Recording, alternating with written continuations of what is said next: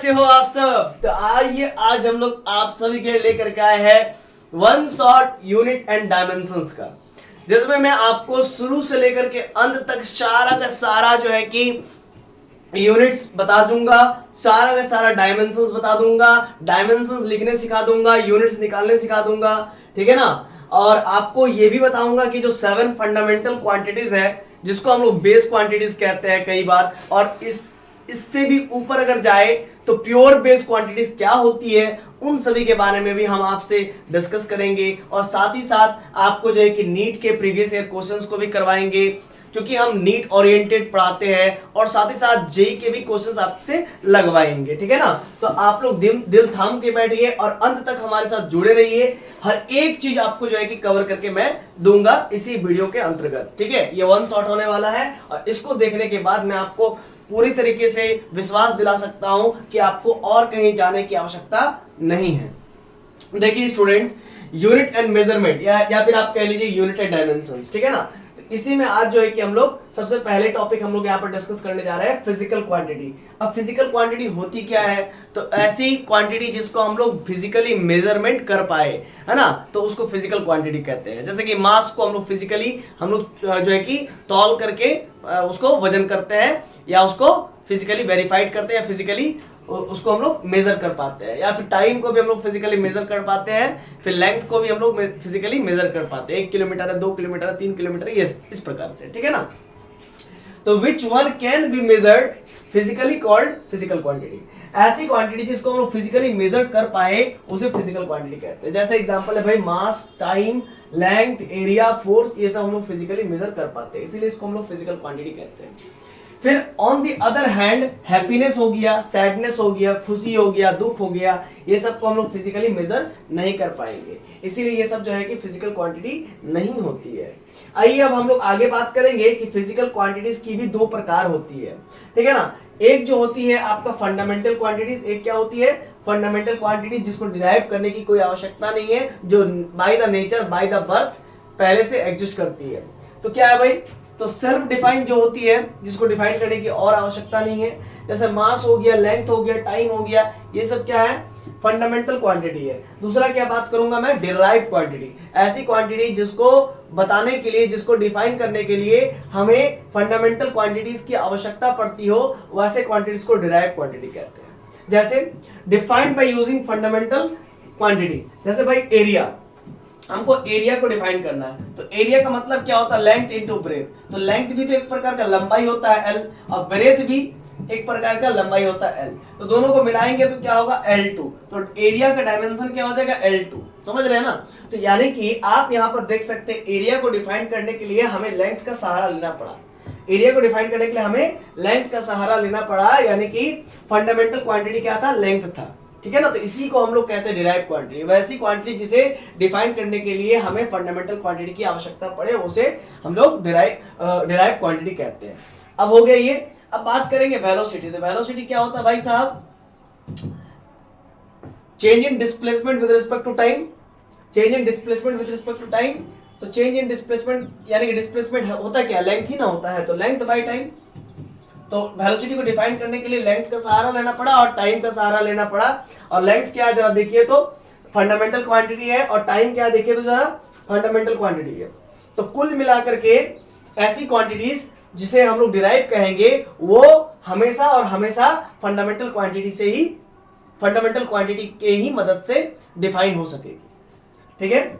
आइए फिर आगे बढ़ते हैं इसका डेफिनेशन को करके। Any physical quantity is represented by its magnitude. कोई भी फिजिकल क्वांटिटी जिसे हम लोग रिप्रेजेंट कर सकते हैं, उसके magnitude and unit are constants. समझ रहे कि नहीं समझ रहे। Any physical quantity is represented by its magnitude and its unit are constant. अब ये क्या मतलब हुआ, देखिए कोई भी फिजिकल क्वांटिटी है, मान लीजिए आप ले लेते हैं स्पीड ले लेते हैं, चलिए स्पीड। स्पीड क्या होता है, मान लीजिए किसी का स्पीड 1 किलोमीटर पर आवर है, किसी का स्पीड 1 किलोमीटर पर आवर है, या फिर आप कह सकते हैं कि 5/18 मीटर पर सेकेंड है, ऐसा भी आप तो कह सकते हैं ना। या फिर आप ऐसा भी कह सकते हैं 10 मीटर पर सेकेंड है। मीटर एमकेएस सिस्टम में मीटर सेकेंड में आप कह सकते हैं क्या, उसका स्पीड 10 मीटर पर सेकेंड है, या फिर आप कह सकते हैं कि 1 किलोमीटर पर आवर है। किसी का स्पीड 1 किलोमीटर पर आवर है, वो आप कह सकते हैं 10 मीटर पर सेकंड, ऐसा भी कह सकते हैं। या फिर 1 किलोमीटर को आप मीटर में चेंज कर लीजिए। 1 किलोमीटर बराबर क्या होता है 1000 मीटर, और 1 घंटा में कितना होता है 60 मिनट, और 60 मिनट में 1 मिनट में 60 सेकंड, तो 60 सेकंड। तो कुल मिलाकर के 1000 मीटर अपॉन 3600 सेकंड। समझ पा रहे हैं ना? इसको काट दीजिए, इसको काट दीजिए, ठीक है ना। तो यहां पर क्या लिख सकते हैं आप 2 18 और 2 5, तो वही भाई 5/18 मीटर पर सेकंड। तो 1 किलोमीटर पर आवर को आप लिख सकते हैं 1 मीटर 5/18 मीटर पर सेकंड। तो कुल मिलाकर के अभी यहां पर ये आपको बताना चाह रहा हूं मैं कि एनी फिजिकल क्वांटिटी, कोई भी फिजिकल क्वांटिटी है, उसे रिप्रेजेंट किया जा सकता है bye its magnitude and unit. तो आप देख सकते हैं ये जो 5/18 है ये इसका मैग्नीट्यूड बता रहा है, ये स्पीड क्या एक फिजिकल क्वांटिटी है, और ये जो 5/18 है ये क्या बता रहा है इसका मैग्नीट्यूड को बता रहा है, और m/s मतलब मीटर पर सेकेंड ये इसका यूनिट को बतला रहा है, ये इसका यूनिट को बतला रहा है। और कांस्टेंट ये फिक्स होती है ना, ये क्या होती है फिक्स होती है, ये कांस्टेंट होती है, ये कहा जा रहा है। अब इसका मतलब क्या है, इसके मतलब को यहाँ पर हम लोग समझते हैं। आइए कि कोई भी फिजिकल क्वांटिटी का जो न्यूमेरिकल कोई भी फिजिकल क्वांटिटी का जो मैग्नीट्यूड होता है और यूनिट जो होता है वो कांस्टेंट होता है। इसका कहने का मतलब क्या हुआ है ना, इसका कहने का मतलब क्या हुआ, चलिए आइए समझते हैं।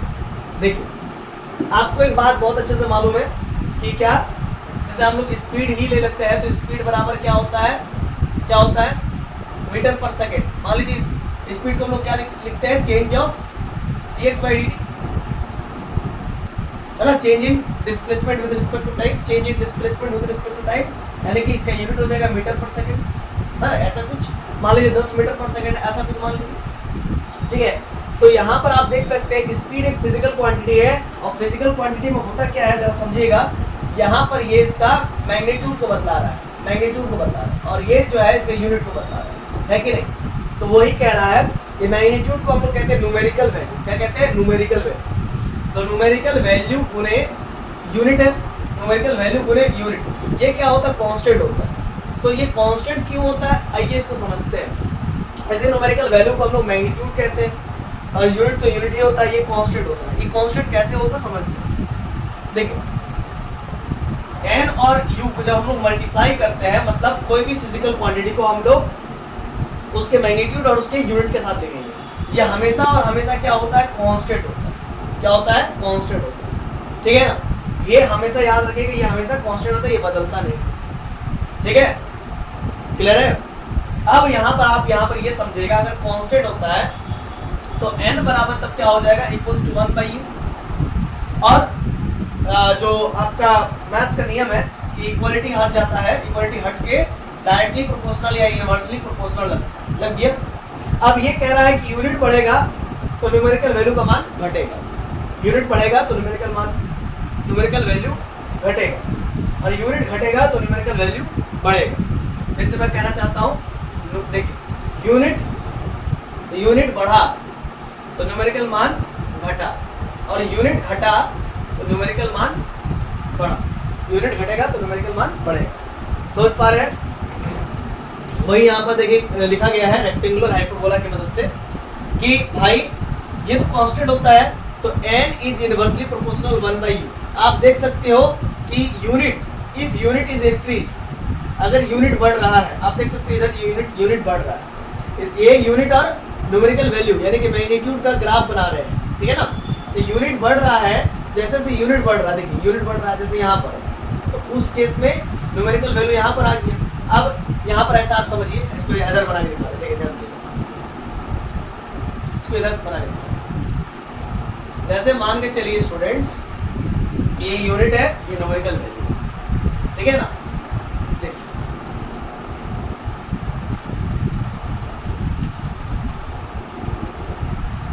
ठीक है, देखिए अभी आप समझिए, यहाँ पर न्यूमेरिकल वैल्यू का मान कुछ होगा, है ना। मान लीजिए u1 है, उस समय यूनिट कुछ ना कुछ यूनिट होगा, उस समय न्यूमेरिकल मान दिख रहे हैं, यहाँ पर है n1 है। फिर आप देखिए यहाँ पर u2 है, मतलब ये यूनिट है, उस केस में देख सकते हैं जैसे जैसे यूनिट बढ़ेगा, यूनिट जैसे जैसे बढ़ेगा वैसे वैसे न्यूमेरिकल मान देखिए घट रहा है ना। फिर यूनिट को और बढ़ाइए, देखिए इधर एक्स एक्सिस में यूनिट बढ़ रहा है तो न्यूमेरिकल मान घट रहा है, एक्स एक्सिस में यूनिट बढ़ रहा है, ये U2 हुआ, U3 हुआ, ये U4 हुआ, ये U4 हुआ। जैसे जैसे यूनिट बढ़ रहा है वैसे वैसे न्यूमेरिकल मान घट रहा है, वैसे वैसे न्यूमेरिकल मान डिक्रीज हो रहा है। समझ रहे हैं कि नहीं समझ रहे? तो इस प्रकार से आप जब भी आप यूनिट एंड न्यूमेरिकल वैल्यू का ग्राफ खींचेंगे तो रेक्टेंगुलर हाइपरबोला होगा। इसी को रेक्टेंगुलर हाइपरबोला कहते हैं, ध्यान समझिए। इसी को रेक्टेंगुलर हाइपरबोला कहते हैं, इसी को रेक्टेंगुलर हाइपरबोला कहते हैं। समझ रहे हैं ना? ये यूनिट है और ये न्यूमेरिकल वैल्यू। क्लियर है कॉन्सेप्ट? ये हमेशा कांस्टेंट बना लो। क्लियर? अब आइए, ये ग्राफ तो आपको समझ में आ गया, rectangular hyperbola unit and numerical value का, जिसको मैग्नीट्यूड कहते हैं। अब एक क्वेश्चन है, which one of the following has higher unit. अब इसमें से किसका हायर यूनिट है ये आपको पता करना है। हायर यूनिट देखिए, 1 मीटर बराबर कितना होता है? 100 सेंटीमीटर होता है ना? 1 मीटर बराबर 100 सेंटीमीटर। तो आप यहाँ पर बहुत अच्छे से देख सकते हैं कि यहाँ पर 1 से 100 हो गया तो यूनिट बढ़ गया, सॉरी न्यूमेरिकल वैल्यू बढ़ गया, न्यूमेरिकल वैल्यू बढ़ गया। और न्यूमेरिकल वैल्यू बढ़ने से यूनिट क्या हो जाता है? घट जाता है।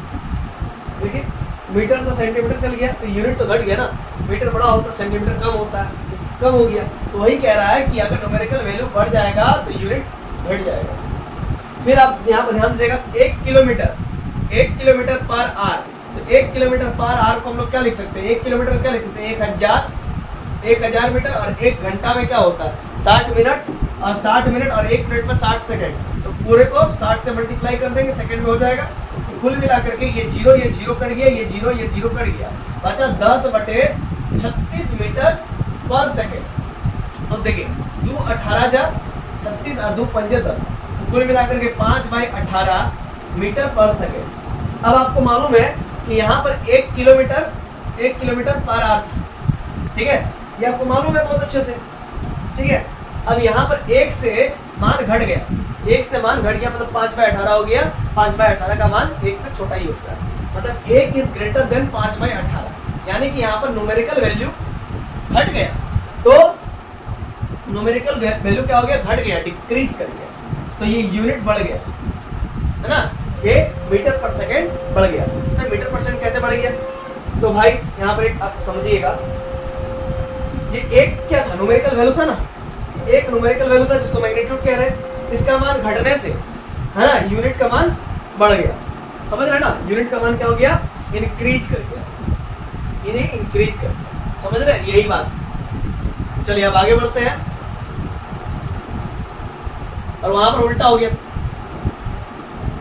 हम लोग आगे बढ़ेंगे, ठीक है ना। एक बार देख लेते हैं कि वीडियो कैसा बनता है, ठीक है, सही।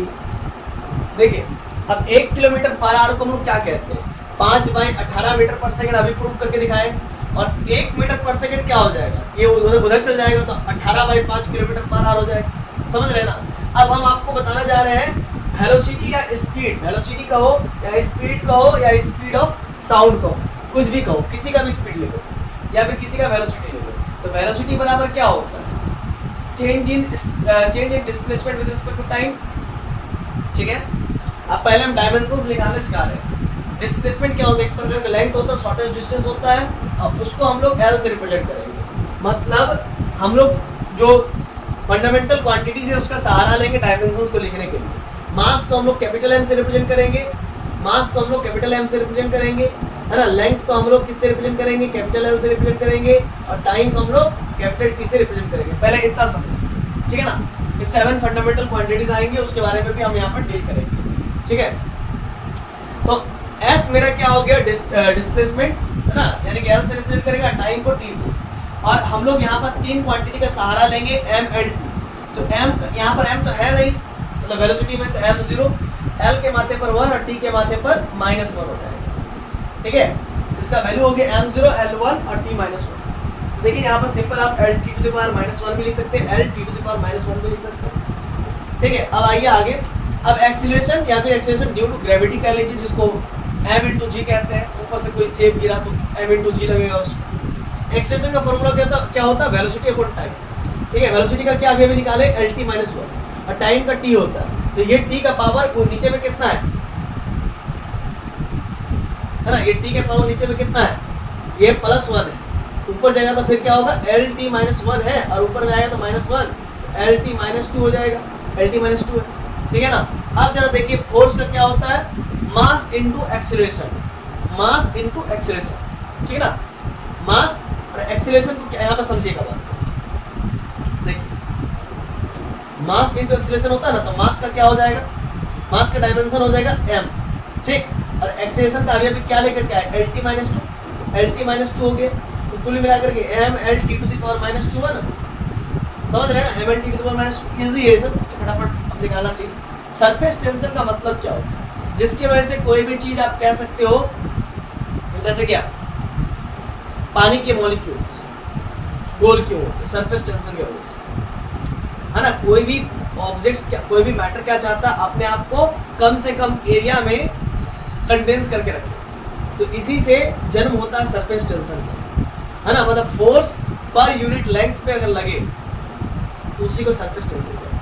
खैर सब आगे आने वाले लेक्चर्स में आपको बताएंगे बहुत डिटेल में, लेकिन अभी आप जो पढ़ रहे हैं उसको कंप्लीट कीजिए, ठीक है। जो फॉर्मूला बताया जाए उसको समझिए, फोर्स अपॉन लेंथ, फोर्स का अभी हमने देखा डायमेंशंस mLT⁻², और लेंथ का क्या होता है L, तो ये L और ये L आपस में कैंसिल हो गया, तो बचा mL⁻0, जब L है ही नहीं तो L⁻0 और T⁻², ठीक है। इसका ऐसा यूनिट की बात करेंगे तो फोर्स का ऐसा यूनिट होता है क्या, न्यूटन, क्या होता है फोर्स का ऐसा यूनिट, न्यूटन, है ना। और ये लेंथ का क्या होता है मीटर, तो न्यूटन पर मीटर, क्या हो गया आंसर, न्यूटन पर मीटर, ऐसा यूनिट, ठीक है। अब प्रेशर का बात करेंगे, प्रेशर का फॉर्मूला होता है फोर्स अपॉन एरिया, ठीक है ना, फोर्स अपॉन एरिया। फोर्स का भी डायमेंशन क्या निकाल के लाए हैं हम लोग, फोर्स का डायमेंशन क्या निकाल के लाए हैं mLT⁻², तो mL⁻² हो गया। एरिया का क्या होता है, एरिया का डायमेंशन क्या होता है L² होता है, देखिए आप शुरू में ही बताया था, एरिया का डायमेंशन L² होता है, एरिया का डायमेंशन L² होता है, एरिया का अरे हटाओ यार हटाओ, मैं ही पर बताया था, ठीक है ना, चलो हटाओ।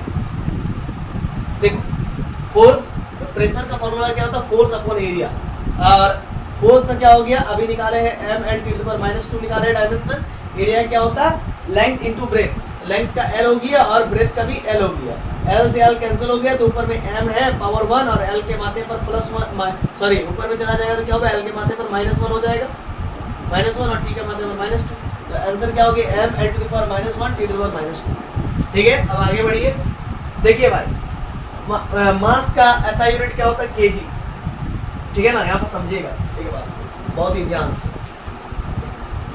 मास का ऐसा यूनिट होता है केजी, डायमेंशन की मदद से ऐसा यूनिट लिखना पड़ता है, और लेंथ का ऐसा यूनिट होता है मीटर, और माथे पर कितना -1, और टाइम का होता है सेकेंड और माथे पर -2, तो ये आप कह सकते हैं केजी, -1 है ऊपर में तो +1 और ये नीचे गया तो +2, तो KG per meter second square, आप ऐसा कह सकते हैं KG per meter second square, KG per meter second square, ठीक है, ये ऐसा यूनिट होती है, ठीक है।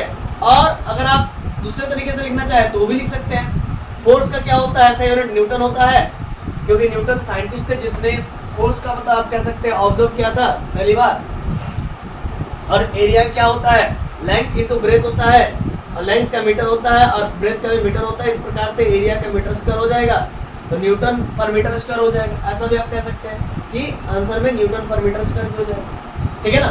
चलिए अब ये हुआ ऐसा ही, अब आप बताएंगे सीजीएस में, सीजीएस में क्या होता है ध्यान दीजिएगा, केजी को हम लोग लिखेंगे ग्राम, मीटर को सेंटीमीटर और सेकंड को सेकंड ही लिखते हैं, तो सीजीएस में प्रेशर का ऐसा यूनिट हो गया ग्राम पर सेंटीमीटर सेकंड स्क्वायर, ठीक है। आइए सीजीएस में हम लोग क्या कहते हैं, न्यूटन को डाइन कहते हैं, फोर्स का जो सीजीएस यूनिट होता है उसको डाइन कहते हैं, तो डाइन और मीटर का क्या होता है सेंटीमीटर, तो डाइन पर सेंटीमीटर स्क्वायर हो जाएगा, है ना, क्या हो जाएगा लिख देते हैं, है ना, डाइन, फोर्स का डाइन और एरिया का मीटर स्क्वायर, और मीटर का सेंटीमीटर होता है इसीलिए सेंटीमीटर स्क्वायर सीजीएस में, तो डाइन पर सेंटीमीटर स्क्वायर हो जाएगा प्रेशर का ऐसा यूनिट। अब ध्यान दीजिएगा स्ट्रेस की बात करेंगे तो इंटरनल फोर्स अपॉन एरिया या फोर्स अपॉन एरिया, सिंपल, ठीक है। तो फोर्स का अभी हमने देखा है mL⁻² होता है, एरिया का L2 होता है। अब यहाँ पर आपको एक बात समझना है, एक L से एक L कट गया, बचा एक L नीचे में, तो m माथे पर l टू द पावर -1 और t टू द पावर -2 आ जाएगा। जिस प्रकार से स्ट्रेस का फॉर्मूला डायमेंशन क्या निकल के आया, m l to the power -1 t to the power -2 खत्म। अब आइए आगे बढ़ते हैं। यहाँ पर ध्यान देने वाली बात यह है कि ऐसा यूनिट के बारे में चर्चा करेंगे। ऐसा यूनिट कैसे लिखेंगे? मास का क्या होता है भाई, केजी होता है। देखिए हम यहीं पर लिख के दिखाते हैं, मास का केजी होता है और ये लेंथ का क्या होता है, मीटर, -1 का टाइम का सेकेंड -2, तो केजी और नीचे चला जाएगा बाई मीटर में और सेकेंड का 2, तो KG per meter second square, ऐसा कह सकते हैं। ये हो गया हमारा स्ट्रेस का डायमेंशन ऐसा यूनिट। या फिर आप ऐसा कह सकते हैं कि फोर्स का क्या होता है, न्यूटन, और एरिया क्या होता है, मीटर स्क्वायर, तो न्यूटन पर मीटर स्क्वायर। तो अभी आपने देखा स्ट्रेस का भी न्यूटन पर मीटर स्क्वायर हो गया और प्रेशर में भी न्यूटन पर मीटर स्क्वायर हो गया। तो भले ही प्रेशर अलग क्वांटिटी है, स्ट्रेस अलग क्वांटिटी है, लेकिन डायमेंशन सेम हो गया। कई बार ऐसा होता है प्रेशर अलग क्वांटिटी, स्ट्रेस अलग क्वांटिटी है, लेकिन उनके डायमेंशन सेम हो गए और ऐसा यूनिट्स भी सेम हो गए, तो हो सकता है, कोई बड़ा बात नहीं। ठीक है, सीजीएस में केजी का ग्राम, मीटर का सेंटीमीटर और सेकेंड का सेकेंड ही होता है। तो क्या हो गया, सीजीएस में ग्राम पर सेंटीमीटर सेकेंड स्क्वायर। अब स्ट्रेन का मतलब क्या होता है, देखिए समझिएगा स्ट्रेन का मतलब क्या होता है। मान लीजिए कोई भी आपके पास रॉड है, ये रॉड हुआ और आप इसको खींच करके बड़ा कर दिए, तो इसके डायमेंशन में कुछ ना कुछ परिवर्तन हुआ, चेंजेस आया, तो इसी को कहते हैं कि इसमें स्ट्रेन आ गया। इसमें क्या कहेंगे, स्ट्रेन आ गया। तो स्ट्रेन को कहते हैं कि change in length upon original length. तो कितना चेंज हुआ लेंथ में, है ना, पर यूनिट ओरिजिनल लेंथ के रिस्पेक्ट, उसको स्ट्रेन कहते हैं। तो चेंज इन लेंथ एक प्रकार क्या लेंथ ही है और ओरिजिनल लेंथ भी एक प्रकार लेंथ ही है, दोनों कट के क्या हो गया, 1 हो गया। तो यानी कि L के माथे पर 0 हो गया कह सकते हैं, यानी कि M0 L0 T0, यानी कि आप कह सकते हो 1 हो गया इसका वैल्यू। ये डायमेंशन लेस है ना, और जो डायमेंशन लेस होता है, तो डायमेंशन लेस हो तो इसका ऐसा यूनिट क्या होगा, कुछ नहीं, ठीक है ना। अब आइए इसी प्रकार से यंग्स मॉडुलस का फॉर्मूला होता है स्ट्रेस बाय स्ट्रेन। स्ट्रेस का डायमेंशन होता है m l to the power -1 t to the power -2, अभी ऊपर ने बताया है, और स्ट्रेन का भी 1 आया, तो इसका भी यंग्स मॉडुलस का भी क्या हो जाएगा, m l to the power -1 t to the power -2। Sir ये यंग्स मॉडुलस क्या होता है, जो 11th के नए बच्चे हुए लोग हमसे पूछेंगे यंग्स मॉडुलस क्या होता है, तो भाई यंग्स मॉडुलस कुछ नहीं, ये मटेरियल टू मटेरियल डिपेंड करता है, अलग अलग मटेरियल में अलग अलग यंग्स मॉडुलस होता है ना। देखिए कोई भी चीज में आप स्ट्रेस डालेंगे, है ना, स्ट्रेस का फॉर्मूला क्या होता है, force upon per unit area. Per unit area पे आप उस पर फोर्स डालेंगे तो उसमें कुछ ना कुछ परिवर्तन आएगा, यानी कि स्ट्रेस डालने पर, है ना, स्ट्रेन आता है, परिवर्तन आता है। तो यानी कि जितना ज़्यादा स्ट्रेस होगा उतना ज़्यादा स्ट्रेन होगा। Stress is directly proportional strain, तो स्ट्रेस डायरेक्टली प्रोपोर्शनल हटाते हैं, कांस्टेंट लगाते हैं, उसको हम लोग कहते हैं यंग्स मॉडुलस। ये स्ट्रेन यंग्स मॉडुलस क्या होता है, मटेरियल टू मटेरियल डिपेंड करता है। लोहा होगा उसका अलग यंग्स मॉडुलस होगा, चांदी होगा उसका अलग यंग्स मॉडुलस होगा, सोना होगा उसका अलग यंग्स मॉडुलस होगा, ठीक है ना। वो आपको अभी नहीं पढ़ना, बाद में पढ़ना है, हाँ 11th में ही पढ़ना है, बाद में। तो ये हुआ। अब ऐसा यूनिट की बात करेंगे तो मीटर, मास का क्या होता है, केजी, है ना। अब यहाँ पर समझिएगा मास का क्या होता है केजी, और लेंथ का क्या होता है मीटर -1, टाइम का क्या होता है second -2, KG per meter second square, KG per meter second square. KG का ग्राम होता है, मीटर का सेंटीमीटर होता है, सेकेंड का सेकेंड होता है, तो सीजीएस में हो गया ग्राम पर सेंटीमीटर सेकेंड स्क्वायर, ठीक है। अब नोट करके यहाँ पर एक चीज लिखना है कि भाई स्ट्रेस बोल लीजिए या प्रेशर बोल लीजिए या यंग्स मॉडुलस बोल लीजिए, ठीक है, ठीक ना, या बल्क मॉडुलस बोल लीजिए। अभी आपने क्या देखा, यंग्स मॉडुलस का ऐसा unit KG per meter second square आया, डायमेंशन भी m l to the power -1 t to the power -2 आया। इसी प्रकार से आप स्ट्रेस का देखें, स्ट्रेन का तो छोड़ दीजिए बात, स्ट्रेस का देखिए, स्ट्रेस और यंग्स मॉडुलस का सेम आ गया, है ना जी। इसी प्रकार से आपने प्रेशर का देखा, उसका भी सेम आ गया, gram KG per meter second square, same to same तो आ ही गया। जो यंग्स मॉडुलस का वही स्ट्रेस का, वही आपका प्रेशर का भी। यानी कि यहाँ पर एक नोट करके लिखा हूँ मैं, stress, pressure, Young's modulus, bulk modulus, इसको बी से, कैपिटल बी से रिप्रेजेंट करते हैं, शियर मॉडुलस कैपिटल जी से रिप्रेजेंट करते हैं। ये सब क्या होता है सर बाद में पढ़ेंगे, ठीक है ना, अभी आप याद रखेंगे इसलिए। शियर मॉडुलस या ईटा है ना, कोएफिशिएंट ऑफ विस्कोसिटी जिसको कहते हैं, ठीक है ना, 1/2 है ना sigma into epsilon, 1/2 epsilon into e⁻², b square upon 2 mu naught. ये सभी का जो है, या फिर आप कह लीजिए एनर्जी डेंसिटी है ना, एनर्जी डेंसिटी क्या होता है, एनर्जी पर यूनिट वॉल्यूम होता है। इन सभी का डायमेंशन, ये जो आप यहाँ पर देख रहे हैं 1 2 3 4 5 6 जो भी फिजिकल क्वांटिटी यहाँ पर मैं लिखा हूँ, उन सभी का डायमेंशन क्या होता है, ml⁻⁻1 t⁻²। ठीक है, आगे मैं बताऊंगा। इसका मतलब इसका ऐसा यूनिट क्या हो जाए, KG per meter second square, या केजी या फिर ग्राम पर सेंटीमीटर सेकेंड स्क्वायर। अब यहाँ पर बात करेंगे, नीट 2022 में आ चुका ये क्वेश्चन, ग्रेविटेशनल कांस्टेंट का ऐसा यूनिट पूछ दिया था और डायमेंशन पूछ दिया था, तो आप कैसे बनाएंगे। देखिए, एक बात यहाँ पर आपको ध्यान देने वाली बात है, जो ग्रेविटेशनल कांस्टेंट निकालने से पहले आपको फोर्स का फॉर्मूला मालूम होना चाहिए, F = G × m1 × m2 upon r²। ये कब लगता है, जब दो पिंड यानी कि दो मासेस, दो हेवनली बॉडीज होती है, उन पर जो फोर्स काम करती है, जिसको हम लोग क्या कहते हैं, ग्रेविटेशनल फोर्स कहते हैं, उस पर ये फोर्स काम करता है। तो ये फोर्स क्या होता है कि भाई, ये फोर्स ये बतलाता है कि F is directly proportional m1 × m2, यानी कि दो ऑब्जेक्ट जितना ज्यादा वजनी होंगे, जितना ज्यादा भारी होंगे या मास ऑब्जेक्ट होंगे, उतना ही ज्यादा दोनों के पीछे फोर्स लगेंगी। और ये दोनों ऑब्जेक्ट जितने दूरी पर रहेंगे, है ना, जितने दूरी पर, मान लीजिए r डिस्टेंस पर है, ये m1 ऑब्जेक्ट है, ये m2 ऑब्जेक्ट है, तो ये क्या होता है, इनवर्सली प्रोपोर्शनल होता है। जितना ज्यादा दूरी बढ़ेगा उतना ही कम फोर्स हो जाएगा, मतलब इनवर्सली प्रोपोर्शनल ये बताना चाहता है।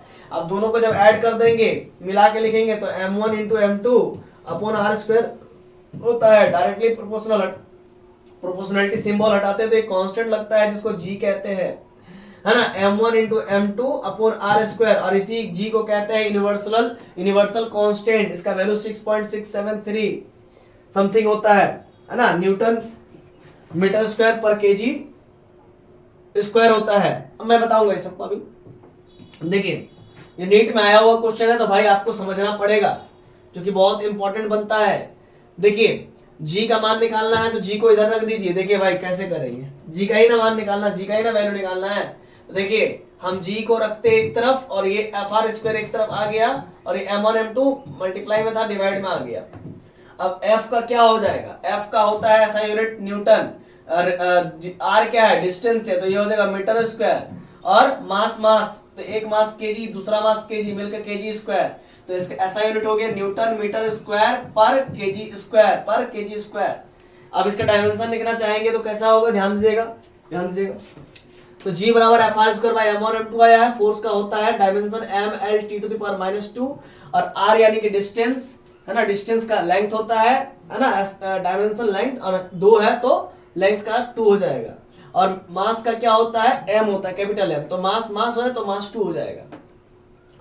तो देखिए, एक मास से एक मास कट गया, नीचे में एक मास बचा, ऊपर जाएगा तो अभी +1 है, तो ऊपर जाएगा तो -1 हो जाएगा। एक L है, यहाँ पर 2 L है, मिलकर के 3 L हो जाएगा। यहाँ पर t⁻² है, तो यहाँ पर t⁻² ही रहेगा। तो डायमेंशन ये हो जाएगा m⁻1 l⁻3 t⁻²। ऐसा यूनिट अभी भी बताया मैंने, न्यूटन मीटर स्क्वायर पर केजी स्क्वायर, ठीक है ना, या न्यूटन मीटर स्क्वायर, ये केजी का मात्रा -2 भी लिख सकते हैं, या न्यूटन मीटर स्क्वायर पर केजी स्क्वायर भी लिख सकते हैं, आपकी इच्छा। सीजीएस में बात करेंगे तो न्यूटन का क्या होता है भाई, डाइन होता है, और मीटर का क्या होता है, सेंटीमीटर स्क्वायर होता है, और केजी का क्या होता है, ग्राम का माथे पर -2 हो जाएगा, नीचे में +2 है तो ऊपर गया तो -2। या फिर आप ऐसा भी लिख सकते हैं, डाइन सेंटीमीटर स्क्वायर पर ग्राम स्क्वायर, ऐसा भी आप लिख सकते हो, ठीक है ना, आप ऐसा भी लिख सकते हो। इस प्रकार से ये कंप्लीट। अब आइए नीट 2022 का एक और क्वेश्चन पे डिस्कस कर लेते हैं, ग्रेविटेशनल फील्ड। तो आप देख सकते हैं कि यूनिट एंड डायमेंशन एक ऐसा पोर्शन है जहां पर आपको 4 मार्क्स मिल गए 2022 में, अगर आप दिए होंगे तो। और ये फिर मतलब कि इस प्रकार के क्वेश्चन आते हैं, मतलब आपको समझाना चाह रहा हूँ कि यूनिट एंड डायमेंशन बहुत ही वेटेज रखता है अपने में, ठीक है ना। तो देख सकते हैं 2 क्वेश्चन, ये 3 क्वेश्चन, समझ रहे हैं ना, 3 क्वेश्चन लगातार 3 क्वेश्चन पूछ दिया गया था भाई यूनिट एंड डायमेंशन से। देख लीजिए 2022 में 3 क्वेश्चन पूछ दिया गया था, तो मतलब 4 × 3 12 नंबर आपका यहीं पर हो जाएगा, तो बहुत मैटर करता है भाई, एक चैप्टर से 12 नंबर उठा लेना। तो ग्रेविटेशनल फील्ड क्या होता है? फोर्स अपॉन मास होता है। कैसे होता है, क्यों होता है, सब बाद में पढ़ेंगे हम लोग, लेकिन अभी आप सिर्फ डायमेंशन को देखिए। फोर्स का क्या होता है? m l t -2, मास का m होता है, m से m कट गया, l t -2। नीट 2022 का क्वेश्चन आप लेकर के आता हूँ एक और। तो ग्रेविटेशनल का क्या होता है? अब इस पे ऐसा यूनिट आप लिख सकते हैं। लेंथ का क्या होता है? लेंथ का यूनिट क्या होता है? मीटर। टाइम का क्या होता है? सेकंड। तो मीटर पर सेकंड स्क्वायर या फिर पर सेकंड स्क्वायर, हाँ वही, या फिर आप सेंटीमीटर पर सेकंड स्क्वायर लिख सकते हैं सीजीएस। ग्रेविटेशनल पोटेंशियल का क्या होता है? Work upon mass. मतलब भी कोई भी, देखिए ग्रेविटेशनल पोटेंशियल का मतलब क्या होता है थोड़ा समझा देते हैं। सभी नहीं समझा रहे क्योंकि अभी उसके लिए अलग से क्लास होता है, अलग अलग चैप्टर है। तो पर यूनिट मास को, है ना, पर यूनिट मास को लाने में हमको कितना वर्क डन करना पड़ रहा है, इसी ग्रेविटेशनल पोटेंशियल कहते हैं। वर्क का ऐसा ही, वर्क का हम लोग डायमेंशन लिखेंगे पहले। वर्क का फॉर्मूला होता है फोर्स इनटू डिस्प्लेसमेंट। फोर्स का डायमेंशन होता है m l t⁻²। डिस्प्लेसमेंट का क्या होता है? l होता है। तो ये हो गया वर्क का m l to the power 2 r -2। ये हो गया डायमेंशन वर्क का, तो m l to the power l to the power 2 t⁻²। मास का m हो गया, एक m से एक m कट गया, l to the power 2 t⁻²। ये हो गया ग्रेविटेशनल पोटेंशियल का डायमेंशन। आप चाहो तो l t⁻⁻1 का माथे पर 2 भी लिख सकते हो, या l t⁻⁻1 किसका डायमेंशन होता है? ये होता है स्पीड होता है, ये स्पीड का। याद है कैसे होता है सर? स्पीड बराबर क्या होता है? चेंज इन डिस्टेंस अपॉन टाइम। तो डिस्टेंस का l और नीचे में टाइम t, तो l t⁻⁻1 याद है। तो स्पीड का स्क्वायर हो गया। स्पीड का स्क्वायर किसके बराबर है? ग्रेविटेशनल पोटेंशियल के बराबर है। आप ऐसा भी समझ सकते हो। दो क्वांटिटीज को आपस में, दो फिजिकल क्वांटिटीज को आपस में रिलेट करना सीखिए, ठीक है। अब आइए आगे हम लोग बात करेंगे कोएफिशिएंट ऑफ विस्कोसिटी। थोड़ा सा आप ब्रेक ले लीजिए। चलिए तो अब आगे बढ़ते हैं। देखिए क्या है, हम लोग अब बात करेंगे कोएफिशिएंट ऑफ विस्कोसिटी। अब ये होता क्या है? देखिए कोई भी लिक्विड सब्सटेंस होता है ना, जैसे कि आप केरोसिन तेल ले लीजिए, आप सरसों का तेल ले लीजिए, आप नारियल तेल ले लीजिए, तो उसमें चिपचिपाहट होता है ना। तो तेल के मॉलिक्यूल के बीच में जो फोर्स लगता है ना, उसको कहते हैं विस्कस फोर्स। क्या कहते हैं? Viscous force. तो होता क्या है कि आप ऐसा समझिए, F is directly proportional R into V होता है, ठीक है ना। क्या होता है? F is directly proportional R into V होता है। अब ये R क्या होता है? लेंथ होता है कि कितना दूरी चला मेरा ऑयल, मेरा कितना दूरी तक ट्रैवल किया, या आप कह सकते हो कि फिसल के गया। और भी उस तेल का वेलोसिटी होता है, समझे। तो जितना ज़्यादा दूरी होगा, ठीक है ना, और जितना ज़्यादा वेलोसिटी होगा, जैसे जैसे वेलोसिटी बढ़ेगा वैसे जैसे फोर्स बढ़ेगा, समझे।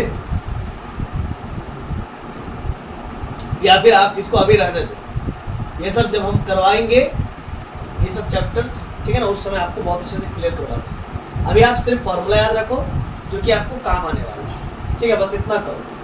तो कोएफिशिएंट ऑफ विस्कोसिटी, जिसको हम लोग ईटा से रिप्रेजेंट करते हैं, कोएफिशिएंट को ईटा से रिप्रेजेंट करते हैं, तो F बराबर होता है फॉर्मूला 6 पाई ईटा R into V। R length को रिप्रेजेंट कर रहा है या डिस्टेंस को रिप्रेजेंट कर रहा है, और V velocity of the liquid को रिप्रेजेंट कर रहा है। और 6 पाई, देखिए एक बात याद रखिएगा, कांस्टेंट का हम लोग डायमेंशन नहीं निकालते। 6 पाई को छोड़ देंगे, हमको ईटा की बात की गई है, तो F इक्वल्स टू, हम ईटा ऐसे लिखते हैं, ईटा R और V रहेंगे। तो ईटा बराबर क्या होगा? F अपॉन R V हो जाएगा, ठीक है। मतलब वेलोसिटी बढ़ेगा और लेंथ बढ़ेगा तो ईटा का मान घट जाएगा, और फोर्स बढ़ने से ईटा का मान बढ़ जाएगा, डायरेक्टली प्रोपोर्शनल में आ जाएगा। तो देखिए फोर्स का डायमेंशन m l t⁻² होता है, R यानी कि L हो गया, और वेलोसिटी l t - 1 हो गया। एक L से एक L कट गया, यहाँ पर नीचे में +1 है, ऊपर गया तो -1, और t⁻² है तो ऊपर जाएगा तो +1, t⁻² है तो ऊपर में t⁻+1 हो जाएगा, तो यानी कि t⁻² + 1 मिल करके t⁻−1 हो जाएगा। तो m l to⁻1 t⁻−1, coefficient of viscosity का डायमेंशन ये हो जाएगा, ठीक है। अब इसकी ऐसा यूनिट हम लिखना चाहेंगे तो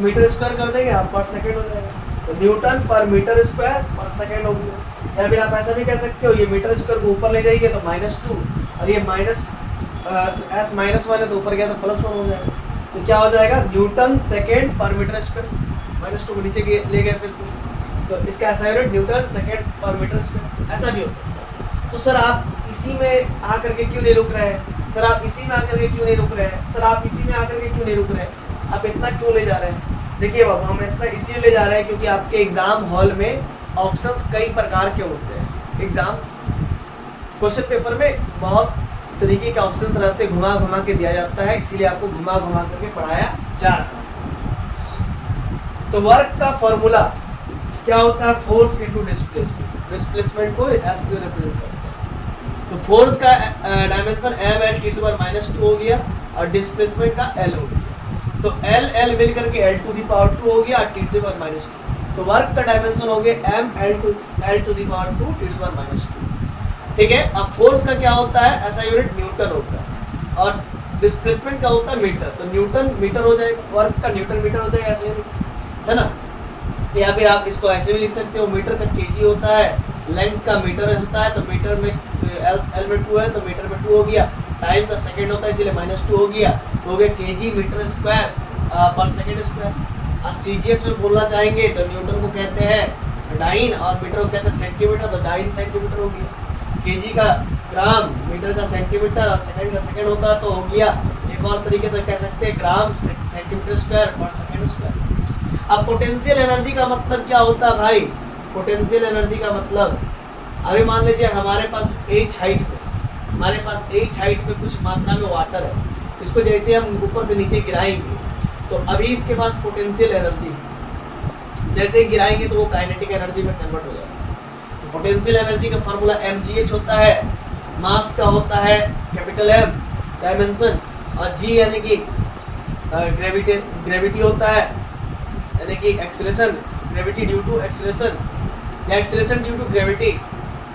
एक्सेलरेशन का तो अभी हमने देखा l⁻² होता है, और हाइट का क्या हो गया, l हो गया, तो m l मिल करके l2 और t⁻², ये इसका डायमेंशन हो गया। अब इसी प्रकार से काइनेटिक एनर्जी की बात करें तो हाफ mv² होता है, तो हाफ छोड़ दो, मास का m हो गया, वेलोसिटी का l⁻² होता है डायमेंशन, और पावर में 2 है, पावर में 2 कर दो, l के माथे पर 2 और t⁻1 तो -2 हो जाएगा, ml2 t⁻² हो जाएगा काइनेटिक एनर्जी का डायमेंशन।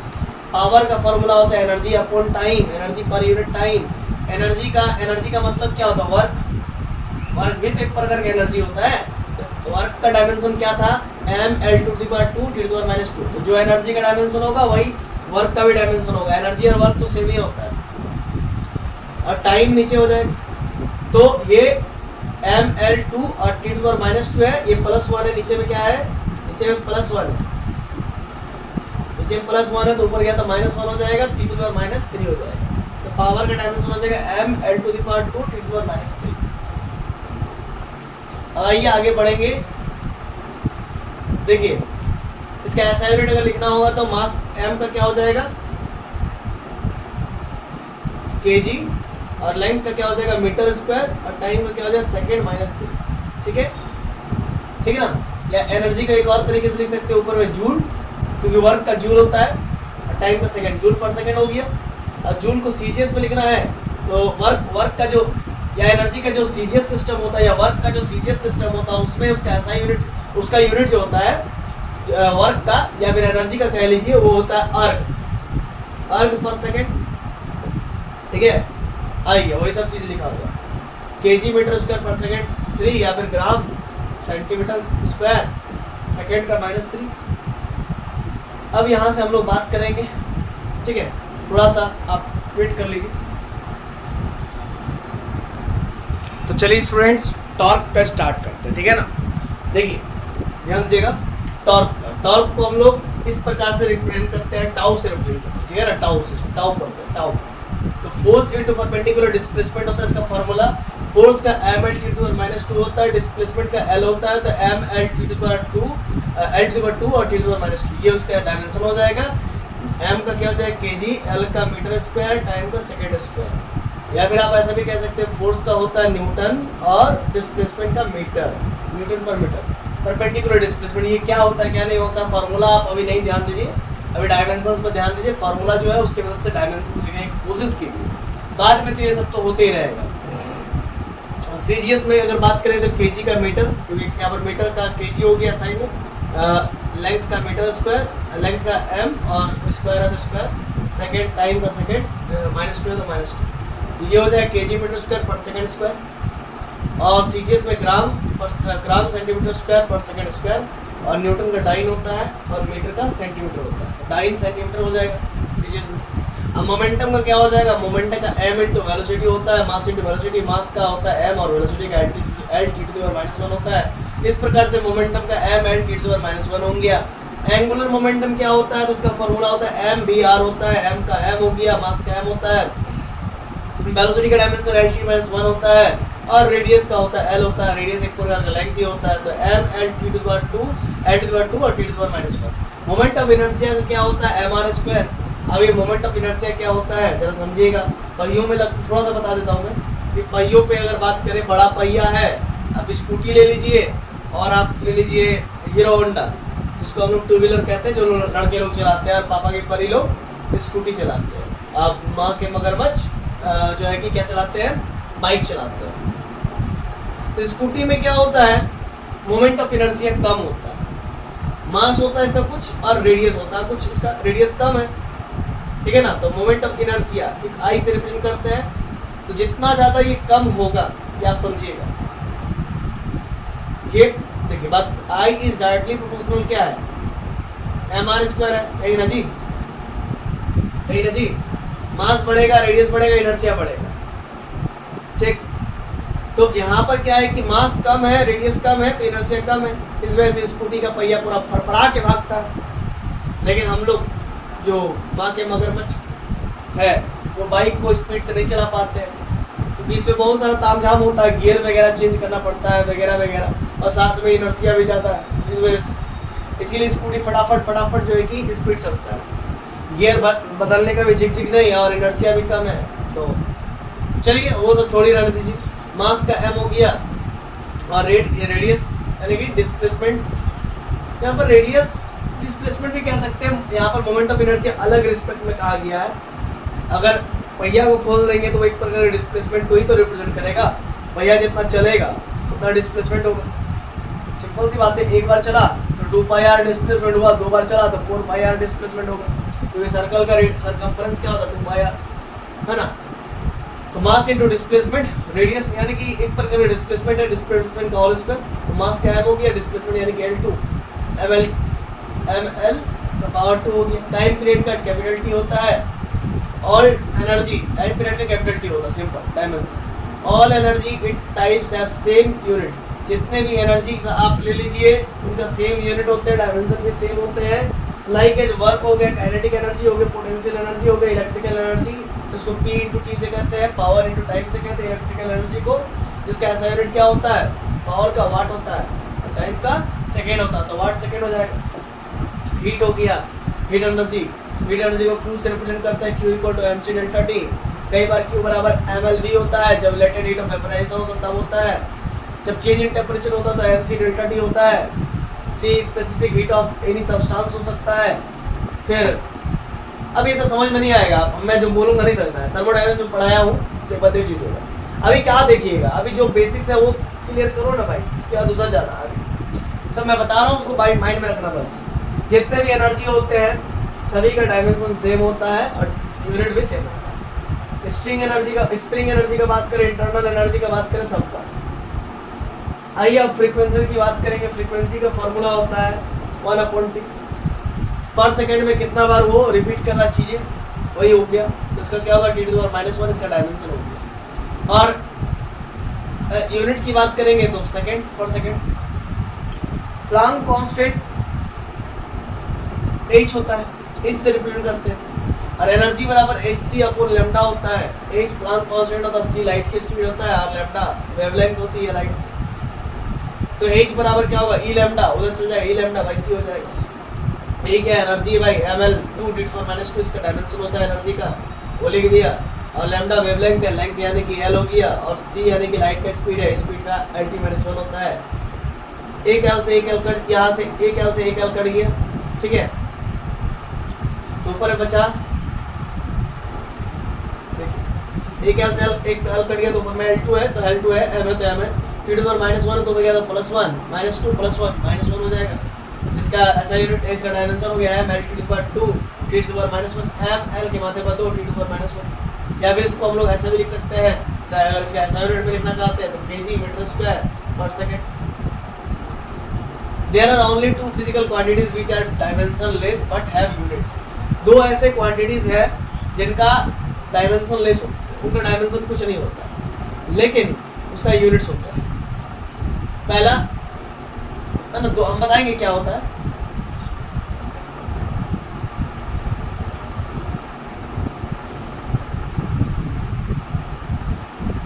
वो दो फिजिकल क्वांटिटीज है इन आपका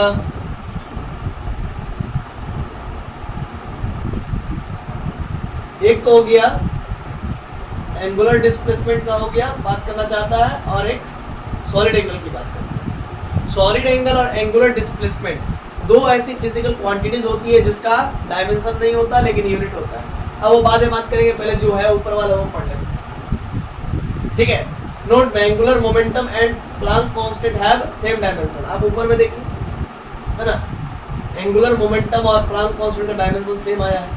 डेंसिटी को रॉ से रिप्रेजेंट करते हैं, ये मास बाय वॉल्यूम होता है, फार्मूला मास का m हो गया, वॉल्यूम का l क्यूब हो गया, l to the power minus 3 हो जाएगा ऊपर में गया। तो एंगुलर डिस्प्लेसमेंट या प्लेन एंगल जिसको थीटा कहते हैं उसका l बाय r होता है ना, ये फार्मूला होता है l by r, arc length by radius, arc length का डायमेंशन l और रेडियस का l, तो ये l कट जाएगा तो m0 l0 t0, यानी कि डायमेंशन तो खत्म हो गया लेकिन यूनिट होता है यूनिट थीटा, यानी कि एंगुलर डिस्प्लेसमेंट। देखिए एंगुलर डिस्प्लेसमेंट होता है क्या, जरा समझाते हैं मैथमेटिक्स वाला टर्म से। मान लीजिए ये मेरा कोई रेडियस है और ये भी मेरा कोई रेडियस है, रेडियस सेम होता है तो कुछ ना कुछ डिस्प्लेसमेंट हुआ ना, एंगल में डिस्प्लेसमेंट हुआ ना। ये पहले इनिशियल लाइन था और ये टर्मिनेट किया यहाँ पर, ये टर्मिनेट कहाँ पर किया, यहाँ पर, तो कुछ ना कुछ एंगल का फॉर्मेशन किया ना, एंगुलर डिस्प्लेसमेंट किया ना, इसी को एंगुलर डिस्प्लेसमेंट कहते हैं। और इसको कहते हैं एल, आर्क लेंथ यहाँ से यहाँ तक और यहाँ से यहाँ तक को आर कहते हैं, रेडियस। तो arc length by radius L by R है, एल यानी कि लेंथ, एल और आर यानी कि लेंथ, तो m0 l0 t0 इसका डायमेंशन लेस होता है, ठीक है, लेकिन इसका यूनिट रेडियल होता है। एंगल जो थीटा होता है यानी कि एंगुलर डिस्प्लेसमेंट होता है उसका यूनिट रेडियल होता है, ठीक है। और ये इंपॉर्टेंट है। और ठीक इसी प्रकार से आप बात करेंगे सॉलिड एंगल। सॉलिड एंगल में बात कीजिए कि ये एक सॉलिड है, सॉलिड सब्सटेंस है। मान लीजिए तरबूज का चाकू मार करके बीच वाला काट करके चेक कर रहे हैं कि वो पका हुआ है या नहीं है, लाल है या नहीं, ठीक है। वैसे कुछ ऊपर में कुछ ना कुछ एरिया होगा ना जी, एरिया को ऐसे रिप्रेजेंट करते हैं। और ये एंगल यहाँ पर बन रहा हो, सॉलिड एंगल में जो एंगल बनता है उसको पाई से रिप्रेजेंट करते हैं, पाई से, थीटा से रिप्रेजेंट नहीं करेंगे। 2D एंगल में जो एंगल बनता है उसको थीटा से रिप्रेजेंट करते हैं, सॉलिड एंगल में जो एंगल बनता है उसको पाई से रिप्रेजेंट करते हैं। तो यहाँ पर जो जैसे थीटा बराबर क्या होता है, l बाई आर होता है 2D में, और 3D ये 3D फिगर है, इसीलिए इस पे क्या हो जाएगा, लेंथ ना होकर के एरिया हो जाएगा, है ना, और रेडियस ना होकर के आर का स्क्वायर हो जाएगा, ठीक है। एरिया का तो लेंथ स्क्वायर होता है और रेडियस का भी l स्क्वायर हो जाएगा, मतलब डायमेंशन कट के क्या हो जाएगा, 1 हो जाएगा। अब ये m0 l0 t0 इसका मतलब हो गया खत्म। ये भी डायमेंशन लेस है लेकिन इसका यूनिट क्या होता है, स्टे रेडियल, स्टे रेडियल, ठीक है, खत्म। आइए अब आगे बात करेंगे स्पेसिफिक ग्रेविटी। एक मिनट, सब दिख रहा बढ़िया से, ठीक। स्पेसिफिक ग्रेविटी या रिलेटिव डेंसिटी, दोनों ही बात सेम है ना। स्पेसिफिक ग्रेविटी का ये या रिलेटिव डेंसिटी का, फार्मूला क्या होता है, rho density of object upon density of H2O at 4 degree Celsius. समझे? ये होता है स्पेसिफिक ग्रेविटी का फॉर्मूला या रिलेटिव डेंसिटी का फॉर्मूला। कोई भी चीज का आपको रिलेटिव डेंसिटी पता करना है तो वाटर के साथ उसको हम लोग क्या करते हैं, कंपेयर करते हैं। तो है ना, कोई भी रॉ ऑब्जेक्ट मतलब कोई भी ऑब्जेक्ट का डेंसिटी ऊपर में रख देंगे और नीचे में उस, अगर मान लीजिए हम किसी ऑब्जेक्ट x का रिलेटिव डेंसिटी पता करना चाहते हैं तो उस ऑब्जेक्ट का डेंसिटी रख देंगे और नीचे में वाटर का डेंसिटी रख देंगे एट 4 डिग्री सेल्सियस पर। 4 डिग्री सेल्सियस से नीचे नहीं रखेंगे और 4 डिग्री सेल्सियस से ऊपर नहीं रखेंगे, है ना। क्यों ऐसा? क्योंकि वाटर का एक बहुत बड़ा फंडा होता है। कोई भी लिक्विड को आप अगर गर्म करेंगे ना तो उसका डेंसिटी क्या होता है, क्या होता है डेंसिटी? गर्म करने पर वो दूर दूर भागेगा, डेंसिटी कम हो जाता है कि नहीं? समझ रहे कि नहीं समझ रहे? अब यहां पर वाटर का क्या होता है, और कोई भी लिक्विड को अगर आप कंडेंस कीजिएगा, कंडेंस मतलब ठंडा कीजिएगा तो बर्फ बनेगा ना।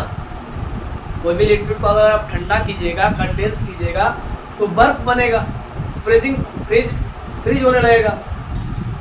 अब फ्रीज होगा तो उसके मॉलिक्यूल जो लिक्विड के दूर दूर थे अब पास आएंगे तो डेंसिटी बढ़ जाएगा, है कि नहीं? लेकिन ये उल्टा हो जाता है, पानी में ये उल्टा हो जाता है। आप अगर 0 डिग्री सेल्सियस से नीचे की ओर पानी को ले जाइएगा तो बेशक बर्फ तो बनेगा लेकिन उसका डेंसिटी कम हो जाता है, बढ़ने के बजाय कम हो जाता है और वॉल्यूम बढ़ जाती है। जिस वजह से अगर आप डीप फ्रीजर में, फ्रिज के ऊपर वाला जो हिस्सा होता है डीप फ्रीजर होता है, उस पर अगर आप पानी बोतल में डाल के रख दीजिएगा तो बोतल फाड़ देता है, क्योंकि वॉल्यूम बढ़ जाने के कारण और डेंसिटी के घट जाने के कारण बोतल फाड़ देता है। आप इसको ऐसे भी समझ सकते हैं कि बर्फ जो है कि पानी में तैरता है। क्यों? क्योंकि बर्फ का डेंसिटी पानी के मुकाबले काफ़ी कम होता है, इस वजह से। तो ये अलग ही गुण दिखाता है, नेचर दिखलाता है लेस देन 0 डिग्री सेल्सियस पर, या आप कह सकते हैं 4 डिग्री सेल्सियस से नीचे पर। जैसे जैसे 4 डिग्री सेल्सियस से इसका डेंसिटी टेम्परेचर कम करते जाते हैं तो इसका जो है कि डेंसिटी घटते जाता है, वॉल्यूम बढ़ते जाता है। इसी वजह से और 4 डिग्री सेल्सियस पर क्यों ले रहे हैं? कि 4 डिग्री सेल्सियस पर जो अदर लिक्विड का गुण होता है ये मेरा पानी भी वही सेम गुण दिखाता है। तो सर आप इसको ना लेकर के कोई दूसरा लिक्विड ले लेते हैं, इतना अगर इसमें एक्सेप्शन है तो नहीं ले सकते, क्योंकि वाटर को हम लोग बहुत जगह में यूज करते हैं,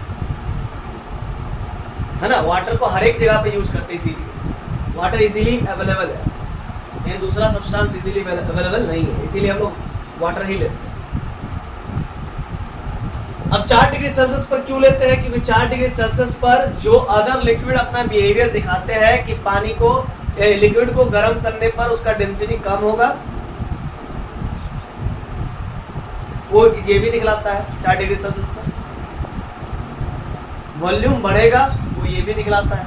लेकिन इससे कम में लेंगे तो दिक्कत हो जाएगी, वॉल्यूम बढ़ा देगा, है ना। कम में तो घटा देना चाहिए वॉल्यूम को, नहीं बढ़ा देगा, दिक्कत हो जाएगी, इसीलिए 4 डिग्री सेल्सियस पे लेते। Specific gravity rho of object यानी कि density of any other object upon density of H2O at 4 degree Celsius, इसी से हम लोग स्पेसिफिक ग्रेविटी निकालते हैं। अब यहाँ पर कुछ नोट करके लिखा हुआ हूँ, ऑल फिजिकल कांस्टेंट जिसको G, R या K भी मोलर कांस्टेंट, है ना,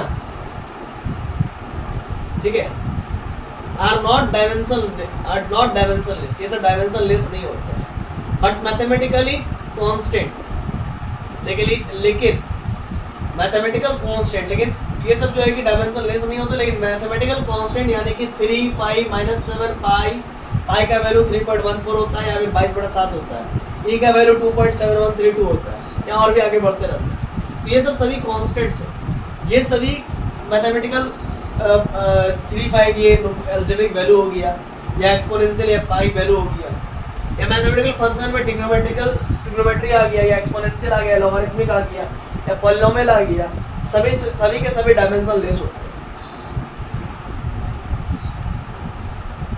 अभी इसका बात करेंगे रॉ ऑफ ऑब्जेक्ट।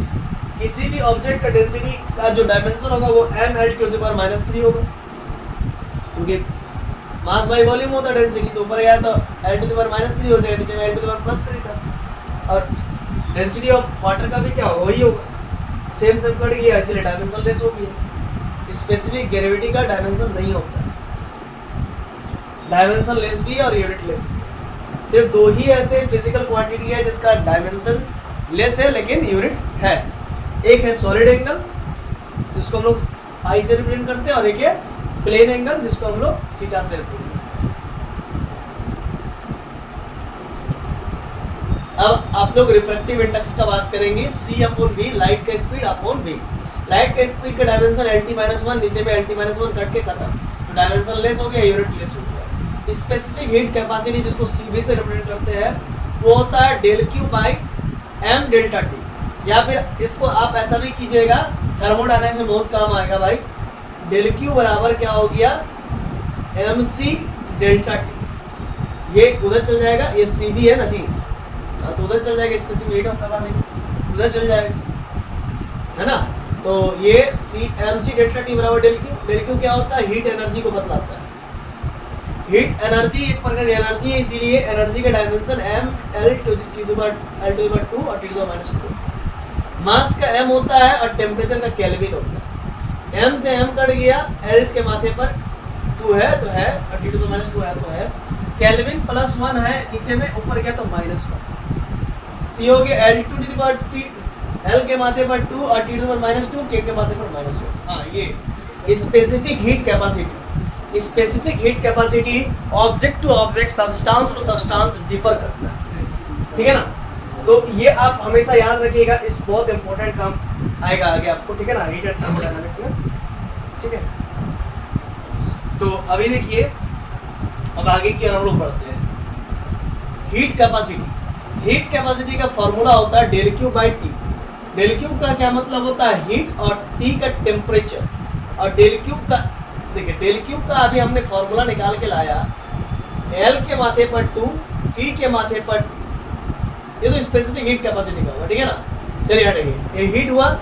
हीट का क्या होता है, हीट का होता है mL के माथे पर 2, T⁻²।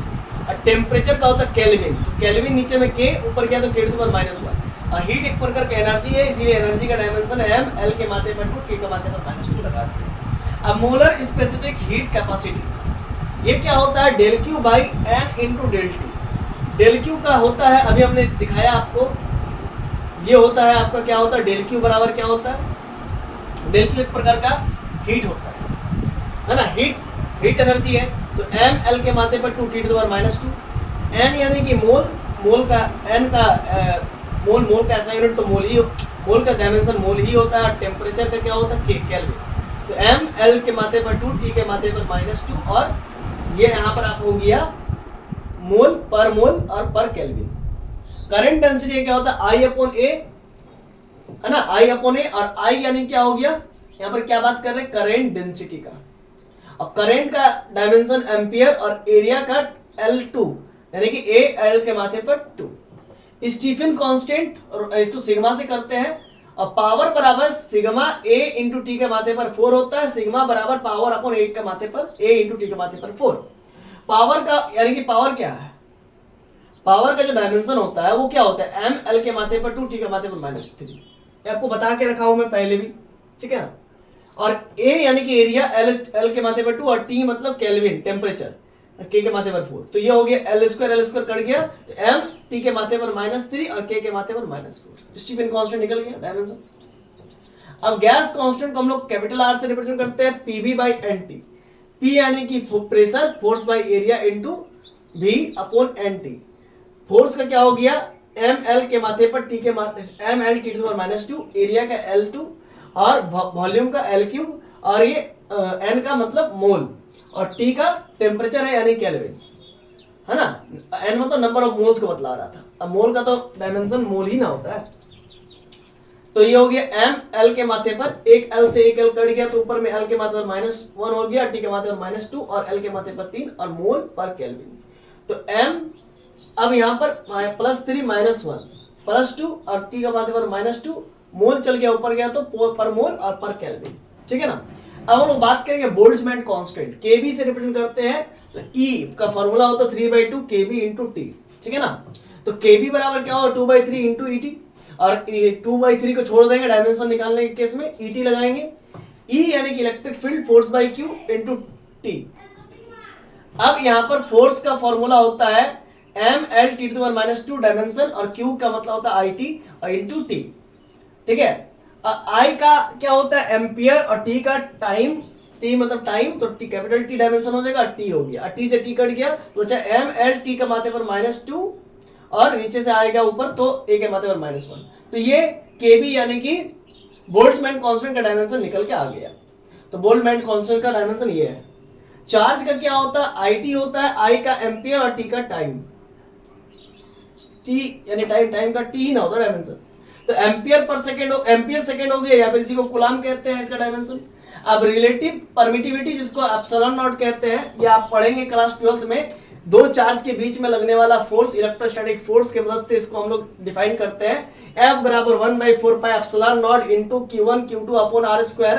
एप्सिलॉन नॉट उधर कर देंगे तो नीचे में फोर्स आ जाएगा, तो नीचे में फोर्स आ जाएगा। देखिए ध्यान दीजिएगा, यही चीज हम बताना चाह रहे हैं। देखिए एप्सिलॉन नॉट इधर कर देंगे तो 4 पाई से कोई मतलब नहीं है, और F इधर आ जाएगा, नीचे आ जाएगा, एप्सिलॉन नॉट से मतलब है। अब बाकी एज इट इज रहेगा।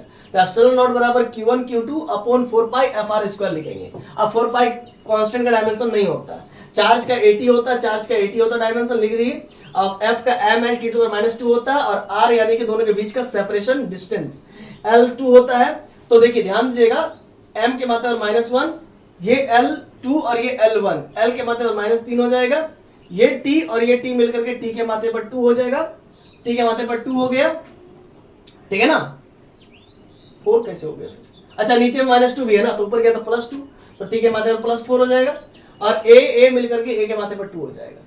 अब यहां पर ध्यान दीजिएगा, इसका यूनिट बात करेंगे एप्सिलॉन नॉट का यूनिट का, तो क्या होगा देखिए, ऊपर में चार्ज है तो चार्ज का कुलाम होता है, कुलाम इंटू कुलाम स्क्वायर, और फोर्स का न्यूटन, और सेपरेशन यानी डिस्टेंस है तो मीटर होता है, तो मीटर का स्क्वायर हो जाएगा क्योंकि उस पर 2 है, तो कुलाम स्क्वायर पर न्यूटन मीटर स्क्वायर।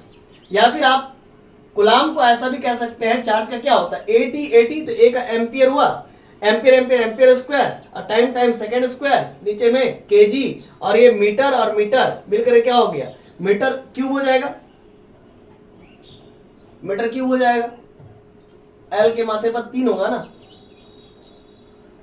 या फिर आप ऐसा भी इसको कह सकते हैं, चलिए हटाइए, आप इसको ऐसा भी कह सकते हैं। देखिए ध्यान दीजिएगा, क्या हम लोग कह सकते हैं,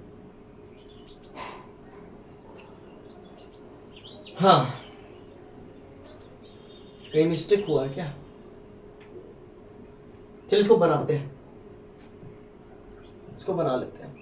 ध्यान दीजिएगा, ये क्या है आपका A और A है ना, तो एम्पियर स्क्वायर हो गया, एम्पियर स्क्वायर, टाइम का क्या हो गया सेकेंड स्क्वायर हो जाएगा, मास का हो जाएगा केजी, और ये लेंथ मिलकर के क्या हो जाएगा मीटर का क्यूब, और सेकेंड का 2, तो ऊपर चल जाएगा तो सेकेंड के पावर 4 हो जाएगा, सेकेंड के पावर क्या हो जाएगा 4 हो जाएगा, सिंपल। तो ये हो जाएगा एम्पियर स्क्वायर पर सेकेंड के पावर 4 पर केजी मीटर क्यूब, ये हो जाएगा। ठीक है ना, यही होना चाहिए। देखिए वही है, देखिए एम्पियर स्क्वायर सेकेंड के माथे पर 4, और नीचे में क्या है KG per metre cube, KG per metre cube होगा यहाँ पर, ये आप सुधार लीजिएगा, केजी पर मीटर क्यूब होगा, यहाँ इसको ध्यान से इसको सुधार लीजिएगा। ठीक है ना, चलिए ठीक है, बोलिए यहां तक तो क्लियर है ना। आगे बढ़ते हैं फिर। अब इलेक्ट्रिक फील्ड का क्या हो जाएगा, फोर्स अपॉन चार्ज होता है, फोर्स पर यूनिट चार्ज होता है, फोर्स का mL(T⁻²), चार्ज का AT होता है। mL(T) के माथे पर ये -2 है, नीचे गया तो -1 हो जाएगा, तो -3 हो जाएगा, और A का माथे पर -1, तो mL(T) के माथे पर -3 और A के माथे पर -1। इलेक्ट्रिक डाइपोल P से रिप्रेजेंट करते हैं इसको Q × D, मतलब D यानी कि सेपरेशन आप कह सकते हो, या डिस्टेंस, Q का AT और डिस्टेंस का L डायमेंशन, तो LTA हो गया। या LIT लैट, electric potential V, work done by charge per unit, तो वर्क डन का ml2 T to power minus 2, नीचे में चार्ज का 80, तो ml के माथे पर 2 टी टू पावर माइनस 2 और इधर +1 तो ऊपर गया तो -1, तो टी टू पावर -3 और a टू पावर -1, तो ये हो जाएगा इसका डायमेंशन खत्म। अब आइए आगे बढ़ते हैं। कैपेसिटेंस का क्या होता है, C इंटू V, या फिर आप कह सकते हैं क्योंकि C से रिप्रेजेंट करते हैं कैपेसिटेंस को, तो Q बराबर C इंटू V होता है। चार्ज बराबर कितना चार्ज जमा रह रहा है कैपेसिटर में, उसका फॉर्मूला है। ये आपको क्लास 12 में चैप्टर 1 में ही समझ में आएगा, कैपेसिटेंस जब हम पढ़ाएंगे तब ये सब फॉर्मूला समझ में आएगा जनरली, अभी नहीं। तो C बराबर आपका Q बाई V होगा यहां से, और Q का 80 होता है, अभी दिखाया चार्ज का डायमेंशन 80 होता है, और V क्या होता है,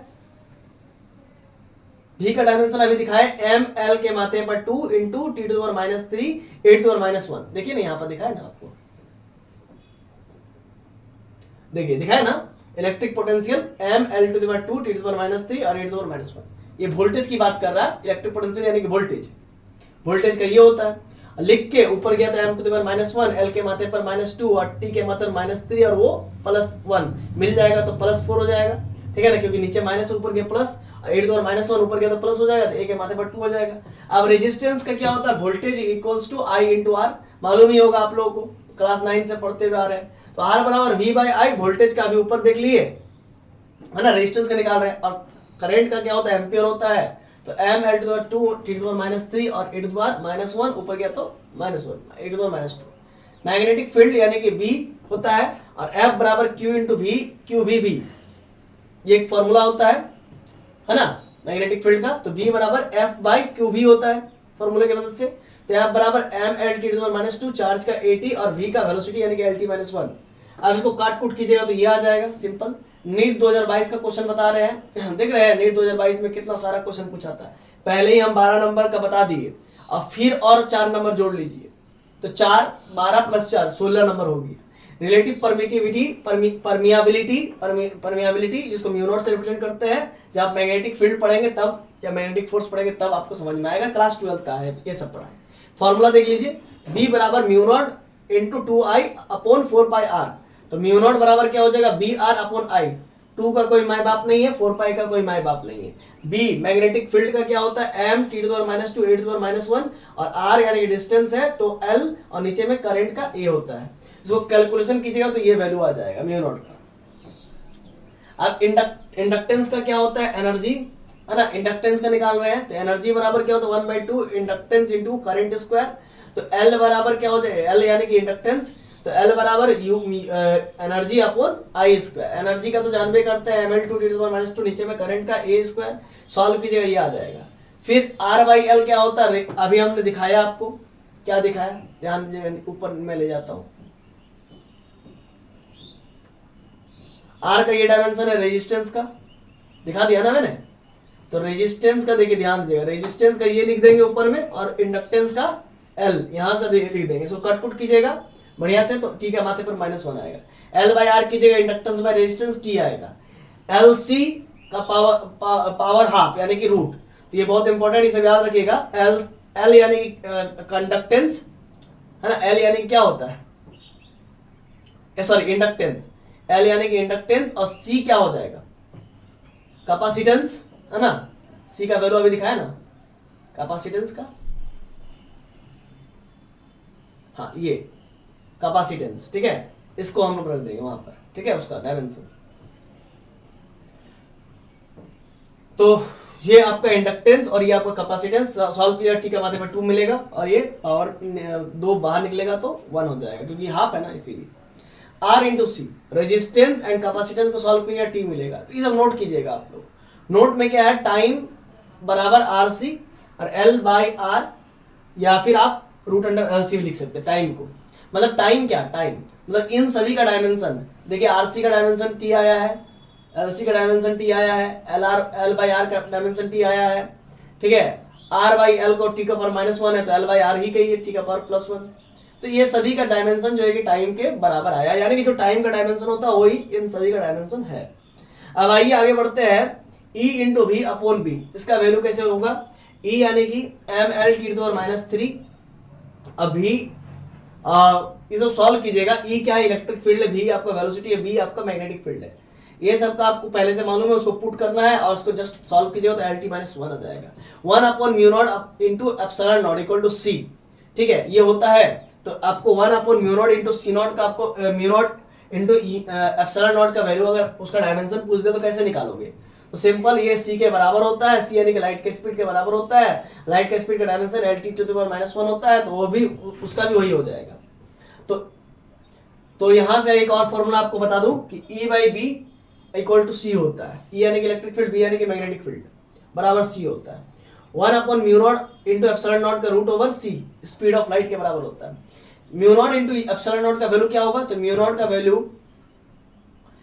का वैल्यू हमने उससे अभी कुछ देर पहले ही बताया था, निकाला था, वहां से लिख दीजिएगा। और एप्सिलॉन नॉट क्या होता है? इलेक्ट्रिक परमिएबिलिटी, है ना, आपको मैं बताया था। देखिए एप्सिलॉन नॉट और μ0 का इधर वैल्यू बताया था। देखिए μ0 क्या है? रिलेटिव परमिएबिलिटी, इसका डायमेंशन ये था, और एप्सिलॉन नॉट इधर कहीं था।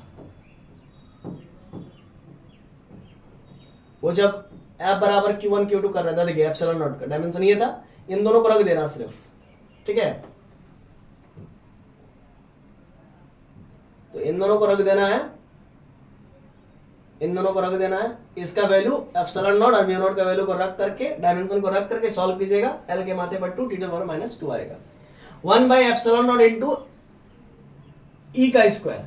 तो एप्सिलॉन नॉट का अभी वैल्यू लिखे, पता किए थे, तो एप्सिलॉन नॉट यहाँ पर भी आप देख सकते हैं, ये था उसका डायमेंशन, उसको लिख दिए। और E का वैल्यू ml T⁻3 8⁻1 अभी ऊपर में निकाले हुए थे, उसका पावर 2 करना है, करके सॉल्व कीजिए तो ये डायमेंशन निकल के आ जाएगा। फिर B²/2 इंटू μ0, 2 का कोई माई बाप नहीं है, कांस्टेंट का डायमेंशन नहीं निकलता। B का वैल्यू लिखिए, μ0 का वैल्यू लिखिए और उसका स्क्वायर करके फिर सॉल्व कीजिएगा तो ये आ जाएगा, उसका डायमेंशन खत्म। अब आइए आगे, इलेक्ट्रिक फ्लक्स क्या होता है थोड़ा समझा देते हैं। देखिए मान लीजिए कोई सरफेस है और इलेक्ट्रिक फील्ड यहाँ से गया, इसको क्रॉस जितना मात्रा में कर लिया, इलेक्ट्रिक फील्ड जो क्रॉस कर लेगा उसी को इलेक्ट्रिक फ्लक्स कहेंगे। समझ गए ना? जितना मात्रा में इलेक्ट्रिक फील्ड क्रॉस करेगा किसी गिवन एरिया को, तो उसको हम लोग इलेक्ट्रिक फ्लक्स कहेंगे। इलेक्ट्रिक फ्लक्स को φE से रिप्रेजेंट करते हैं। इसका फार्मूला होता है EA cos theta. E electric field का फार्मूला ये होता है डायमेंशन, और A यानी कि एरिया L² हो जाएगा, L के माथे पर 2। सो सॉल्व कीजिएगा, इसका डायमेंशन ये आ जाएगा। फिर मैग्नेटिक फ्लक्स का क्या होता है? φB से रिप्रेजेंट करते हैं, ये होता है BA cos थीटा। B यानी कि मैग्नेटिक फील्ड और A यानी कि एरिया यानी कि L2। सॉल्व कीजिएगा, दोनों का डायमेंशन निकाल लीजिए यहाँ से। PV इक्वल टू nRT, ये आप तो जानते ही होंगे, है ना, गैस कांस्टेंट R होता है। तो फॉर 1 मोल या फिर पर मोल पर बात अगर करना चाहेंगे तो क्या होगा? PV बराबर nRT, समझे ना? पर मोल पे बात करेंगे तो यहाँ पर Na डिवाइड कर देंगे, ठीक है। और यहाँ पर आपको बहुत अच्छे से मालूम है R/Na क्या होता है? K होता है। और यहाँ तक तो समझ गए। और K क्या होता है? काइनेटिक एनर्जी होता है, वो ½ mv² के बराबर होता है। समझ पा रहे हैं ना? तो इस प्रकार से एक और फॉर्मूला होता है, PV बराबर 1/3 nmc²। ये आप केमिस्ट्री में पढ़े होंगे। तो PV बराबर 1/3 mc²। अब n का मान 1 ले लेते हैं क्योंकि 1 मोल के लिए यहाँ पर काम करना चाह रहे हैं। तो PV बराबर यहाँ पर क्या आ जाएगा? PV बराबर क्या आ जाएगा? 1/3 mc²। 2 से ऊपर मल्टीप्लाई कीजिए, 2 से नीचे डिवाइड कीजिए, ठीक है। यहाँ पर बातों को समझना होगा आपको। PV का वैल्यू n/kV × T। PV का वैल्यू n/kT आया ना, तो kV रख दिया और बोल्ट्जमैन कांस्टेंट के लिए बात करना चाह रहे हैं। 2/3 mc²/2। ये काइनेटिक एनर्जी होता है। C क्या होता है? लाइट की स्पीड होता है ना, इसलिए C यानी कि लाइट की स्पीड यानी v² काइनेटिक एनर्जी के बराबर हो गया। तो यहाँ पर अगर बात करेंगे n का मान जब 1 होगा तब, तो kV × T बराबर 2/3 काइनेटिक एनर्जी हो गया। समझ पा रहे हैं ना? तो इस प्रकार से आप विभिन्न फॉर्मूला को डिराइव भी कर सकते हो। हम ये कहना चाह रहे हैं जस्ट, ठीक है ना, kV × T बराबर 2/3 काइनेटिक एनर्जी, मतलब 2/3 of kinetic energy is equals to Boltzmann constant into T, ठीक है ना? क्लियर है कॉन्सेप्ट? चलिए ये इसको एक बार और फिर से देख लीजिएगा। हमको लगता है कि आपको ये वाला थोड़ा सा दिक्कत होगा, लास्ट वाला में कहीं दिक्कत हुआ होगा, फिर से एक बार देख लीजिए, कोई दिक्कत नहीं। तो इस प्रकार से हमने पूरा 1 शॉट में यूनिट एंड डायमेंशन खत्म कर दिया है। चलो अब आप जाओ आराम से पढ़ो चिल्ड होकर के। धन्यवाद। अगला लेक्चर में इसका जो है कि एप्लीकेशंस के बारे में डिस्कस करेंगे।